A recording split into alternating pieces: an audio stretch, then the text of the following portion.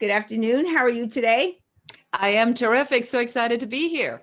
Oh, thank you so much. I am a bit stressed considering this is election day and who knows how the outcome will be, but I am excited to be here as well and excited to get a chance to speak with you. I have looked at some of your work and I am thoroughly impressed. So thank you so much for agreeing to chat with me.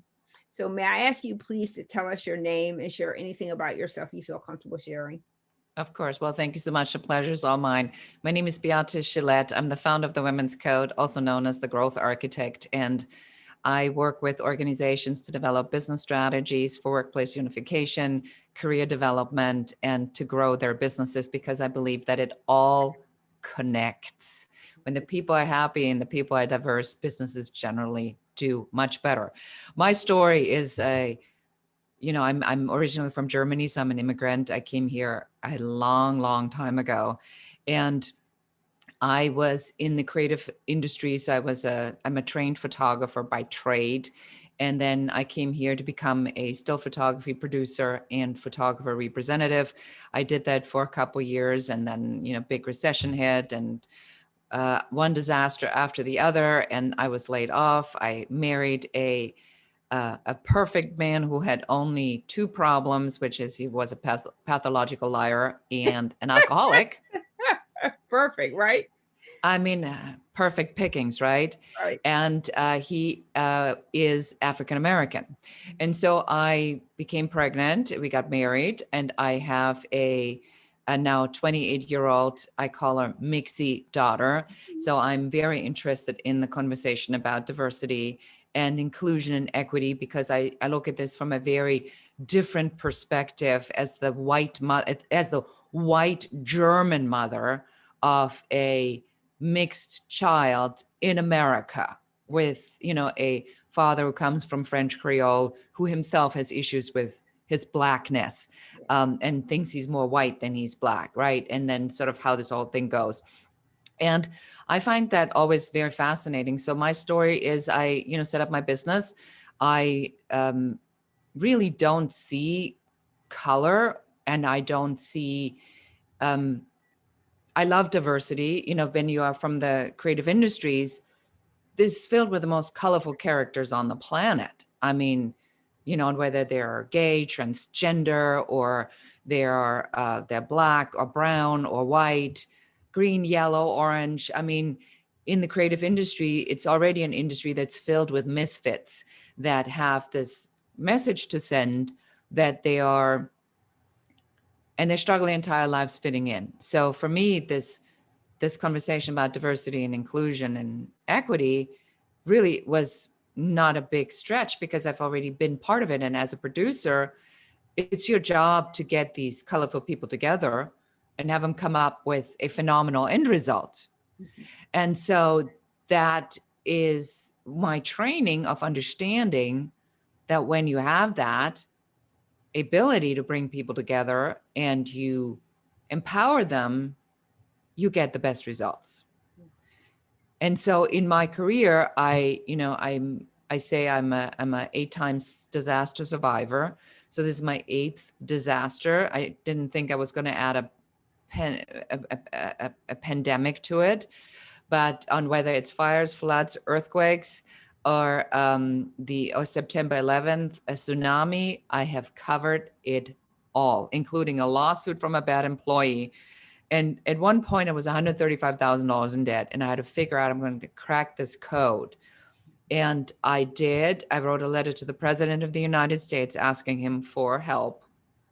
Did get a letter from the White House that put me in touch with the Small Business Administration. I did have my business plan in place, and they found me a bank that restructured my debt, freed up my line of credit. 3 months later, I'm break even. 18 months later, I'm the world's leader in celebrity at home stories, selling into 79 countries all over the world. That grabbed the attention of a Bill Gates company, and they made me a multi-million-dollar offer to purchase my company. And so from the worst moment to my best moment, I went there in 18 months. So I understand adversity, and I understand diversity. And I understand that people oftentimes have a very difficult time to feel like they fit in because they believe that what drives them doesn't fit the norm. And I'm here to tell everyone, and if you take nothing else away, that which you struggle with the most is probably your biggest selling point. And that's what I do now, where I teach people how to be unapologetic and talk about what they bring to the table without fearing that doesn't fit in. Excellent. When we finish this call, I like to talk to you about my daughter, but I want to start by something else. There's something you just said, that you do not see color, and that is, there's a lot of terms to describe that, but that's not a positive statement, because that means you don't see me. So you have to see color. You have to see black and brown and orange and yellow and whatever other. You have to see color, because the fact that there is color, right? So if you look at yourself, so you're a blonde woman, best I can tell, I'm old, my eyes don't work as well. You have blue eyes. It's important that we see you. We have to see that you're a white woman. We have to see that you are a blue-eyed white woman, a blonde hair white woman. If we just said, well, we don't see color, it literally makes you invisible. So it's important that you do see color. It's important that you see that I'm a black woman. It's important that you see that your former husband was a black man. It's important that you see your daughter is a mixed woman. You know, it's important that you see color. And I try to tell people all the time, I understand what the sentiment is when people say they don't see color, that they're not prejudiced or that they're not racist or they don't discriminate, but it's important to see color. So I just want to raise that point. Actually, I'm excited. I'm happy that you said that, because it is, so the objective really isn't black and white conversations, Right. is to say, if I, as somebody who has clearly white privilege, right? Because only somebody with white privilege can say, I don't have white privilege. But I've learned that I have white privilege for many reasons. I don't worry about what happens when I get pulled over, other than I'm going to get a ticket. Right. I don't worry about being discriminated against When you're the same way. Job or you need a loan. Exactly. Or somebody looks at my name funny, or I have these kinds of things. So I think part of this conversation in diversity is that we often say things that we feel are politically correct. So when I say I see no color, I can truly tell you that I lived much of my life in that belief that I really don't see color, because to me, I don't. But it isn't unless I have the conversation with someone who is black or brown or non-white who says that's offensive to me. Because in my culture and where I come from, here's the translation of what I hear when you say that. And then I can either say, which what a lot of white people are saying right now, you are wrong and I am right. But I have taken a different approach to this, which is what I tell all my white friends, is it isn't what I think it is. It is what you tell me how you perceive it that supersedes my opinion, because I am not a black woman. So how could I possibly understand what that feels like when a white person says, I see no color? So when you tell me now, Rochelle, and I thank you for doing that, and I'm glad we got there so quickly, that you say, correction. When you say that, it renders me invisible. Now, that's, of course, the last thing I want to do. But if that's your perception, it is a critical piece of information for me to say, oh, shit, this is a no shit moment, right? Oh, shit, I'm inadvertently and unconsciously saying something to offend someone that I think is correct, that I've now stand corrected. Yeah. And I would say, if you ask the majority of black and brown people, when they hear that statement, it has the same. So another one of those famous statements, or you hear a lot of time, I have black friends. And it's almost one of those things where you kind of stand back and said, what exactly did you just say? My retort always back to that is, I have white friends, because it's one of those statements that is almost empty. It doesn't mean anything that you said you have black friends. Why are you telling me that? because to me, that's more in line with you telling me you're racist than it is that you're not. The point that you're trying to make to me is that you're not racist, so the fact that you don't see color, or the fact that you have Black friends, or the fact that you don't clutch your pocketbook when you're in the elevator with a Black man or something, the thing is that if you thought about this in the most simplest way, so you're a white woman, you're a successful white woman, you've had lots of challenges and you've overcome all those challenges, and you are where you are now. If you thought about that and put me in your place, so over my years, so I will be 62 years old tomorrow, and in my life, I have had this equal number of challenges you have had, probably a few more. Some of them I have yet to overcome. I have not yet to overcome. I have written to, when Bill Clinton was the president, I wrote to him about my situation and asked for help. I never heard back from him. I have been in information technology for 40 plus years. I have sought to be the CIO, Chief Information Officer, or Chief Technology Officer. And I can't tell you how many white people, and specifically white women, have told me, you're not smart enough to do that, or you haven't reached the level yet to do that. You're not there yet. And yet and still, my career is stellar. I mean, I have done so much in my career. I could write 5 books about what I have done in my field, but I don't get that opportunity. So when you think about the things that you say and do in your world, it's automatic.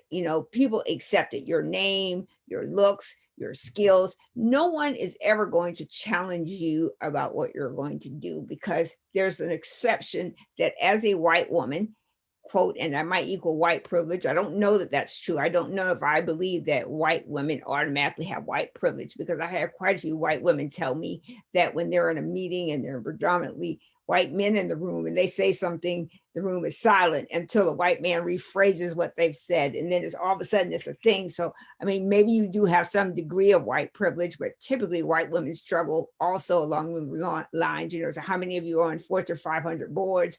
How many of you lead Fortune 500 companies? How many of you paid equitably to others? I don't know if you remember the House of Cards situation, where the male lead in House of Cards was making so much more than the female lead in House of Cards. So, there are still situations where white women struggle as well, but as a whole, the climb to the top for Black and brown people is harder, and so what I hope and what I want from people, and I make no pretense to speak for Black or brown people, I'm only speaking for myself, is that my white sisters and brothers see me, see my struggle, and offer a hand up, offer a word of advice, make a recommendation, or give a statement that says, hey, Rochelle, I think you should try this, or, I've seen your career path and I see why it's so hard. I think you should do this. So when I raise the issue about not seeing color, that's what I mean by that you see the struggle that I've had, and not that you're looking at me and say, well, you're a Black woman, you're a 62-year-old Black woman, but you see how you've been able to navigate your challenges and succeeded. And I'm still struggling through mine, if that makes sense. It makes a lot of sense. And I think that there's a really important thing I think we need to discuss, because part of what I have since learned since, George Floyd and many, many of these conversations I have had, where I recognize that the Black and brown community is tired of educating white people about the same thing again and again and again. And there is the question of, why can you not educate yourself? And why can you not go and do all the research? It's all out there. The books have been written, white privilege it's been adequately documented. And so my answer to that, after I had to really think about that. And when you are in corporate training or in coaching consulting like I am, the number one thing that happens is that the people I consult know they have a problem, but they don't know what the problem is. It is my job to develop a process, a system, and I'm sure it's in IT no different. There's a problem, you have an outcome. Right. But it's your job to identify what exactly the problem is and then what the solution is. So without my knowing that there is a problem, And so what's my exposure to that, right? On an ongoing basis. So we're here, we're sitting on our Zoom calls, we're reacting to the meetings, to whatever interests us. And unless we are intentional about saying, I am going into a conference or a call with somebody who is Asian, or into a Latinx conference, or in a Black conference, or predominantly, conference, to learn about this, I don't have any exposure. So I would have to understand that that is necessary for me. That's a problem I need to solve, that I need to spend my time on to understand these problems. And then I can be part of the solution. But most people don't do that because there's no recognition that there is a problem. So when this problem rears up, with like George Floyd and Breonna Taylor, suddenly it's like somebody took a ice bucket and just poured it on our heads. And we look at this and we say, 8.5 minutes, somebody's kneeing on somebody's neck, and things, now I know there's a problem because I can see it's a problem, and it's everywhere. So part of the I don't even want to say it's a miscommunication. I think part of the disconnect on why we haven't made more progress is because, and this is from what I've learned, and correct me if I'm wrong, is that the Black community is tired of educating the white community, and the white community just doesn't know how deep or serious this problem really is, because we just simply don't have enough exposure. So that would then lead me to believe is, do we really have to go every single time there is a problem to the extreme of the protests, and then the lunatics and the looters and the criminals coming and using the opportunity to take advantage and hijack it? Or is there a better way that we can address this earlier? So what you're talking about is that then the recognition is within an organization to say, if I make it and if I figure something out, who am I going to lift up with me? Right. Am I going to lift up people that look like me, that I automatically connect, that speak like me? Or am I going to lift up diverse people that are around me, right? So then that goes back to, then the person says, I'm colorblind, right? I don't see no color. And then that's offensive. So I think the first step in this, Rochelle, and I would love to hear how you feel we can solve this, is how do we create awareness without finger pointing? Because that's the problem about white men who hold the power and the money and the decision making. When you tell a white man who holds the power, holds the money, and makes the decisions on where the money goes, that because of their behavior, there is a problem.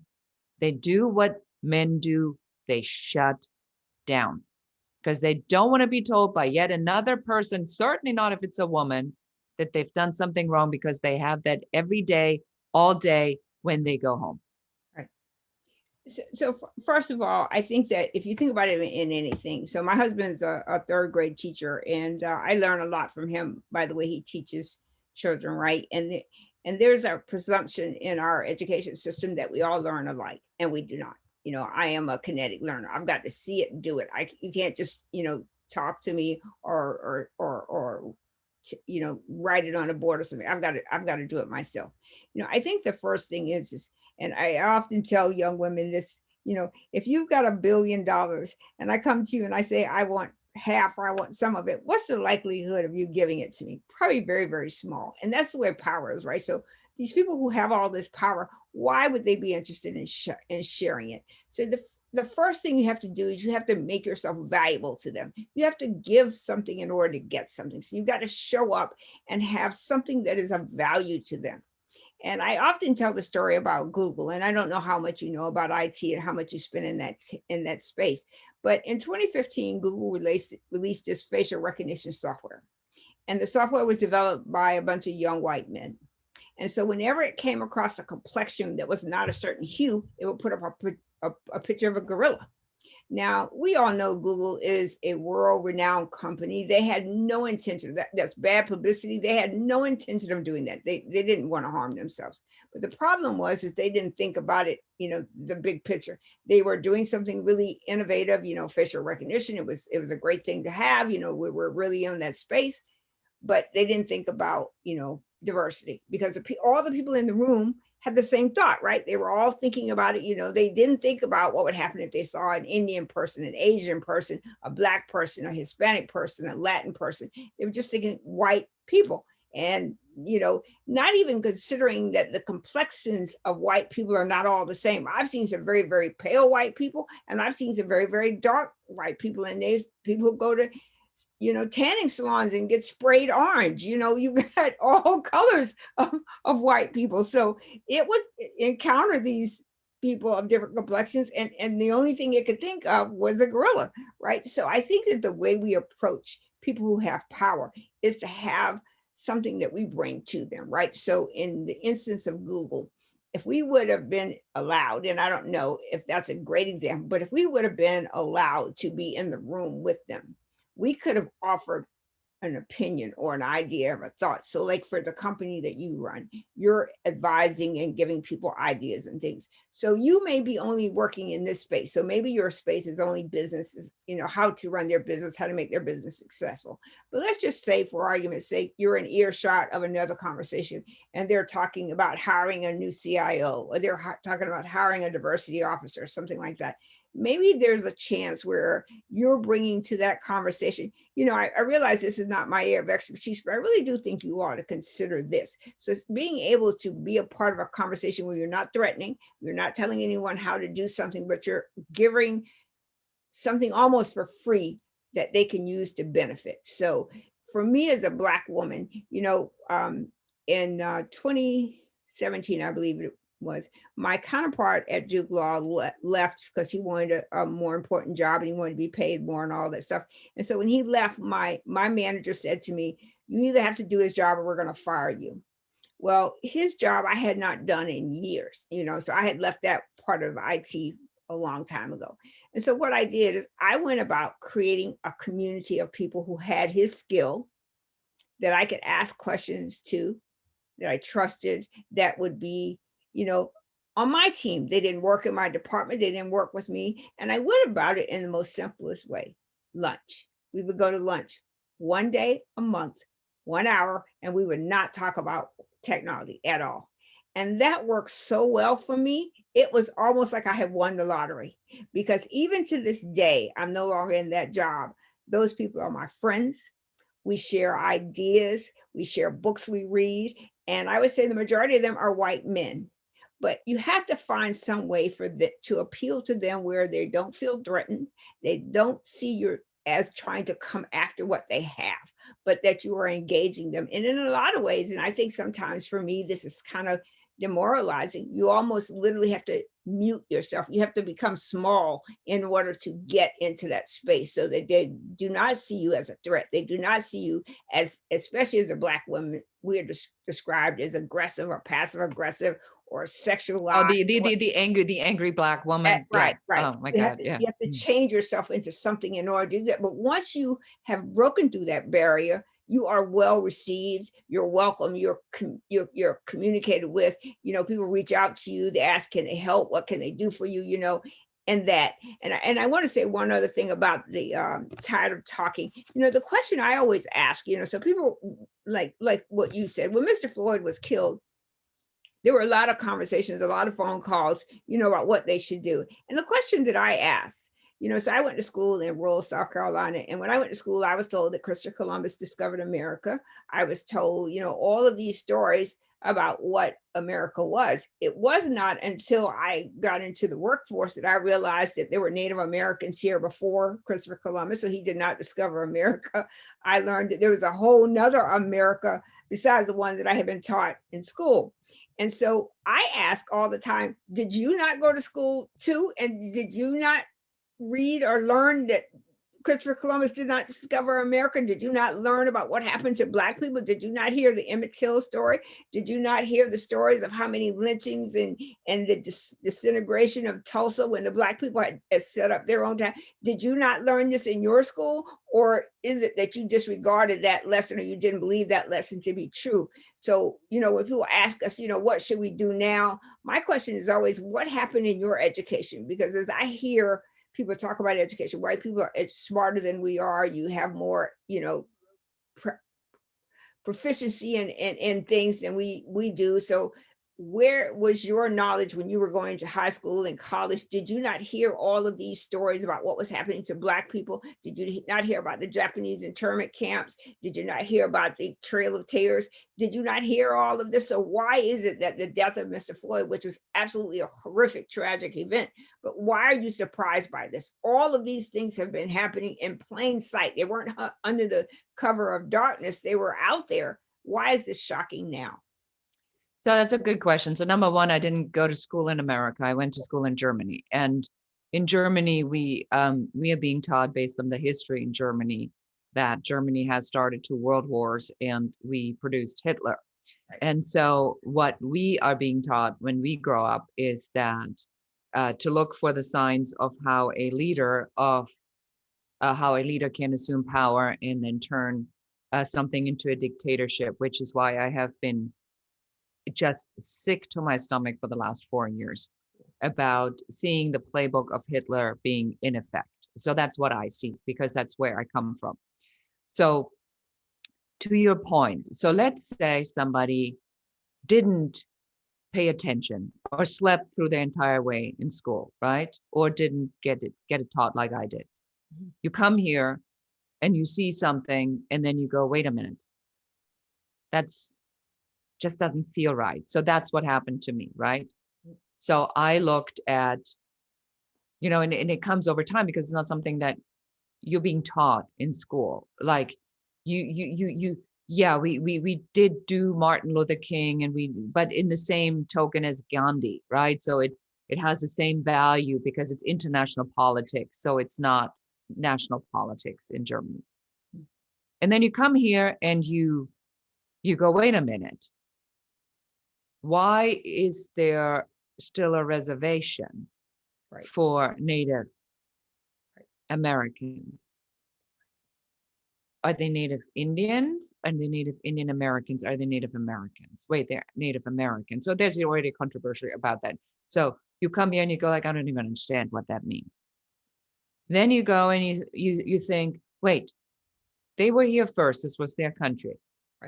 And then they were poisoned, and then we took their country away, and then we thought we're nice and generous, and we give them a piece of the shittiest places, and we put a fence around it, and we say, you're sovereign nation, you can do whatever you want, and hooray. And I'm going like, that's America? That's the land of the free? Yeah. And you, for the first time, you have a really bad taste in your mouth. Yeah. And then you look around and you say, and we did my daughter's genetic testing, right? And so she literally has like 2%, 3%, 4% of every African country you can imagine. Somalia, Ethiopia, and then you and some Native American in her somewhere too. Yeah, very, very, very small, and Italian. And and then you go and you do the math. You say, so wait, so they were brought as slaves from Africa. They were put in New Orleans. Somewhere along the line, some white Italian man, very likely raped his gorgeous, beautiful female Black slave, had a baby, created another culture, the Creole culture, which is a whole mystery in itself, because they're, from what I said, the better Blacks because they're lighter skinned, and that brought that whole like what the color, the tonation of your skin is. And so I look at this and I go like, that's insanity, right? And I look at this and I'm like, but it's all wrong. It's all wrong, because if you bring somebody as a slave, the mindset you must have as a human being to find that okay, to to enslave someone. And, and some people still do that today. It's just a thought I can't even follow. So yes. So it comes, from my perspective as an immigrant, to answer your question, Rochelle, it comes sort of in increments. And every time I learn more, I'm more and more appalled. Yeah. Then we go to Alabama and we go and look what's happening in Kentucky. Yeah. Then I hear that, I call him the Graham cracker, Lindsey Graham, where he and Mitch the snitch, but that's my own personal satisfaction. And Graham says, and this was just a few days ago, that there is a place for a woman in America as long as she behaves properly and doesn't have an abortion. Exactly. And you go, and this is, I think, the part about, the diversity, equality, and inclusion conversation that is so shocking. How prevalent this white male privilege is still today, with what ferociousness and what just stupidity it is pursued, to an extent, to say, yeah, we understand. Yeah, all people are worth the same. We go to church. We cite the Bible. We do whatever it needs to do, and then we turn around and we say shit like that. Absolutely. And I go, this is the part about getting the education in daily American life. Nothing's changed. I think some things have changed, but I think that there's still a tremendous struggle, because as I listened to your story, I told you before we began our chat, I did a little bit of background research on you, and I would just tell you, I'm thoroughly impressed. I think it's just an amazing story, and when I grow up, and I'm already grown up and I'm on 1 foot in the grave, I want to be you. But that not said, things have changed. I can go vote. I used to couldn't vote because my ancestors either had to do a poll tax or they had to have some kind of academic degree in order to vote, so I can go vote. And I tell my children to this day, someone dies so you can vote, so I can go eat in any restaurant I want to, I can make a meager salary compared to my white colleagues. I can make a meager. So things have changed. But what really is hard about this society is, what would it take for me to be you? What would it take for a Black man to be, a successful Black man compared to the white, Bill Gates or, Bezos or whoever it is? What is the likelihood? So we've got Tiger Woods and Michael Jordan and all those other people, but they are sports icons, entertainers, whatever you call them. But I'm talking about pure, plain work, just going out there, starting a business, working a job, getting your gold watch, and making enough money to retire and to live successfully from then on. Because the lenses and where I look from, I'm never going to have that. I'm going to have to work until I die. I'm going to have to work. I am not going to carve out that. And, I have a business of my own. I have a business that deals with branding and diversity. So we teach young Black and brown women how to create a brand, the same way that, Apple has a brand. You create a brand for yourself. You become a brand, so that in addition to you going out and applying for a job or just going about life, but you see yourself as valuable and you sell yourself the same way Apple sells us a watch or a phone or whatever it is. You create a brand. You diversity, that we help companies think about how to hire diversely. But even with all of that work that I do, I'm never going to hit that ball out the park, because people are skeptical of me, so I get the opportunity because I'm the double quota, right? I'm a woman and I'm a Black woman. So companies will absolutely consider me, but then it stops right there. So, and I'm not going to underbid myself just to get it. So I'm not there. But what really is prevalent in our society is the economics of race, right? So there's been so many books written in the last few years about the browning and the graying of America. So I'm a baby boomer. So I was born in 1958, and they say that baby boomers 8 a day die, right? The Latino and Hispanic population are multiplying, and what you have, a mixed race child, those groups are growing exponentially faster than any other group. So the graying and the browning of America means that in a short period of time, we will either have parity or no great race. There will be no predominantly white race or predominantly brown race or whatever it is. It will be almost equal in terms of what the population in America and probably across the world will look like. So how have we prepared these groups to step into leadership roles? How have we shown them what it means to be fair and equitable? So, every other day we're killing a Black or brown man, for no reason at all, or for some infraction. I was listening at the news the other day and some white man had done something and I forgot what he did, something the police didn't think and they shot him in the foot. And I thought, that's a brilliant idea. Why can't you shoot a Black man in the foot or shoot him in the knee?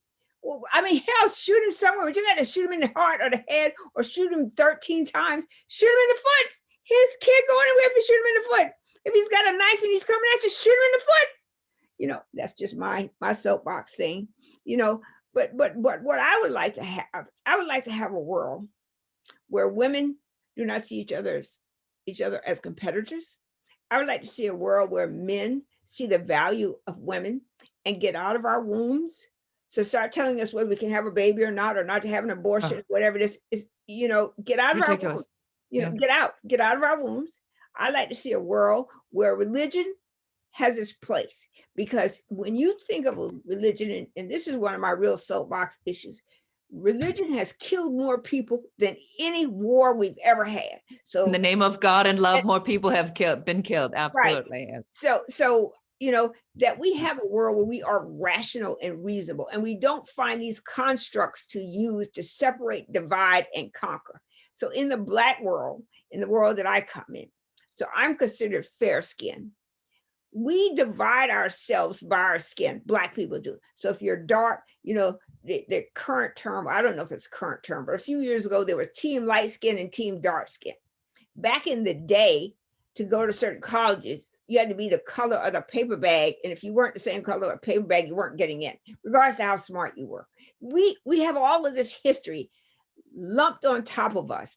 Then on top of that, it is the struggle to be successful, to provide for our families. And to follow that up with the last nail in the coffin, mass incarceration. So now the fathers are out of the home and the mother is struggling to raise X many kids by herself and still got to keep those kids in line, keep those kids in school, and keep them flourishing to be productive citizens. For Black and brown people, this struggle is real and it's every day, and it has not abated much since we were first freed. It's better, but I will tell you, it is still a struggle, and it is a struggle that sometimes is insurmountable. It is insurmountable. And I use myself always as the example. I have a doctorate degree. I have 2 undergraduate degrees. I have a master's degree. I have done some amazing things in my life. I mentor, I advocate, I feed, I give, and I'm nobody. And there's nothing I can do to be anybody unless some white person looks at me and has a little bit of empathy and says, let me bring her along. And that's not going to happen because no one wants to share that power. It's that $1 billion. Why would you want to give me any? So I think that what you see in the world, and you're going to continue to see it, even if we do have a change of leadership in the White House, even if we do see a brave new world on the other side of COVID, we're still going to have the same problems that exist before until we realize that we are human beings. And we have a great example of our human beingness is outside of our door. When you walk outside your house, you're going to see every kind of tree that there can be, right? So there's an oak tree, a pine tree, a magnolia tree, a crepe myrtle, and the universe teaches us diversity every day. We just refuse to look at it. We refuse to see it. And to me, that's where the shortcoming in human beings are. Sorry about that soapbox. Sorry. No, I mean, I hear you. And the truth of the matter is that what you're describing is the frustration over the many years you've experienced it. It's the progress you've experienced and the falling back on the progress. And every time, and now with this super ultra conservative judge in the Supreme Court, we all are concerned about what this will do to women's health and and making decisions for ourselves. Why anybody would want to decide over a woman's body other than giving the woman the decision is I mean, I just can't literally fathom that thought, why a man would want to make a decision over what I can and cannot do. I mean, it's just ridiculous. Right. I don't make decision over a man's penis either. So nor do I want to, nor would it ever occur to me to do that. Right. But to your point, so if we talk solution, right? So as somebody who is in this consulting space, so the solution really is, and there is a solution. It's America has to understand, and I come from Germany, right? So we understand tradition. We understand that incremental change leads to permanent change. America doesn't understand that. America is a country that's built on instant gratification, which is why an organization starts an initiative. If it doesn't produce results in 3 months, then the initiative is going to be canned. Another initiative is going to be brought on. People are going to get fired. New people are going to get hired, and on it goes. And no change is ever made because people in America are addicted to feeling good and instant gratification. Yep. And as long as that doesn't change, nothing will change. So if we go and we say, our goal is incremental change, right? I declare that incremental change, long-term change is my goal. That's what I do as a consultant. That's what I do as a coach. That's what I do in my work. It's like, what is an incremental change? What's the end result? And then it's reverse engineer it back into the different steps that's going to get us there. So people have a clearer picture of, to change a culture, you can say, I change a culture that's been in effect for thousands of years and then think it's going to change in 3 months. I mean, it's just stupid. Right. So number one, we do exactly what you talked about. We teach branding, and I call this the unapologetic value proposition, to individuals. So you need to know, and it's your job. So whoever is listening to this, it's your job, not anybody else's job. It's your job to figure out what your contribution is, what you're bringing to the table, and why anyone would listen to you. Because if you think that anyone out there, and includes me as a white woman with privilege, nobody gives a shit until I step up and say, here's why you need to listen to me. So you got to learn that. Number one, there's no excuse for you to not do that. Right. Then you have to recognize, as you are pushing and arguing, you're going to win some and you're going to lose some. And for every win, and for the further up you go, and this is a problem women have specifically, and minorities have. Yep. But the minute minorities or women step into leadership position, they pretend the struggle that they had to get there doesn't exist. Exactly. Because now they want to be just a person in leadership, not a white woman, not a black woman, not a black man in leadership. They just want to be in leadership. And they completely forget how bloody difficult it was to get here. Amen. You do that, shame on you. Shame on you. Rather, you say, I am a white immigrant, single mom in leadership, and I will bring as many people with me as I can, and I own it. I have been to so many conferences where this word is like, well, I got into leadership because I'm a good leader, not because I'm a woman or not because I'm a black person. Where I want to go and I say, you are not helping. Right. You are hurting the very thing you try to counteract. Right. And that maybe is what you said earlier about seeing no color. Maybe that's in the same category, Rochelle, where we have to admit to ourselves that if we deny the existence, we deny that the problem exists, and therefore there can never be a solution to it. Absolutely. Absolutely. And I think that the most important thing that you said there in all of that, like the fact that we deny how hard that struggle was to get there, how hard it took for you to get there. So as you told your story when you first started, being all that money in debt, being with a husband who was not the right person for you, for struggling to raise your child, and look at where you are now. I mean, first of all, you need to go stand in front of the mirror and do the yah rah chair, because I mean, you did this, you did this by yourself, and look at where you are now. And that story needs to be told over and over and over again instead of minimized. I'm a leader because I'm a white woman. I'm a leader because I'm smart. All of that's true. But the fact that you had to climb Mount Everest over and over and over again to get on top of Mount Everest. But then I would add one other thing to this. And you said it just now, but I think it needs to be said. We need to come together as women. I don't care what color woman you are. I don't care what how you classify yourself, whether you're straight or gay or whatever it is, that we stand with each other to help each other. Because there's that old saying, when they came for me, there was no one left. We need to be together. We need to support each other. Help someone get a job, write a letter of recommendation, lend someone some money, do whatever you can, advocate, give someone some advice, whatever you can to bring us together. Because believe it or not, as long as we stand in our own silos, we don't stand a chance. Because as soon as you fall out of favor, there's going to be someone else in your place and your story will be gone. And you made a very, very important point. And I think this is the critical piece to understand.